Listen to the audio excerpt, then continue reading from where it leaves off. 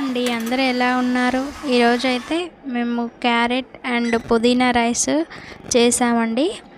చూడండి, ఇవన్నీ కట్ చేసుకొని మిక్సీ జార్లో తీసుకొని మిక్సీ పట్టుకోవాలండి. పిల్లలు ఇదైతే చాలా ఇష్టంగా తింటారు.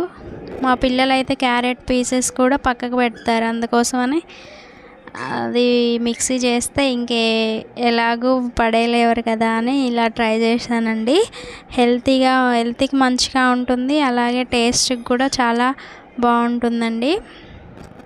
తాలింపులు అయితే అన్నీ వేసేసి మిక్సీ పట్టిన దాన్ని వేసానండి. అది మంచిగా మగ్గాలి, మగ్గితేనే వాసన పోతుంది కదా.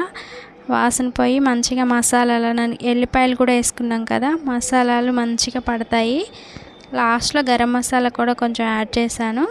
తర్వాత రైస్ కలిపేసుకుంటే ఎంతో టేస్టీ అయిన ఆరోగ్యకరమైన పుదీనా క్యారెట్ రైస్ రెడీ.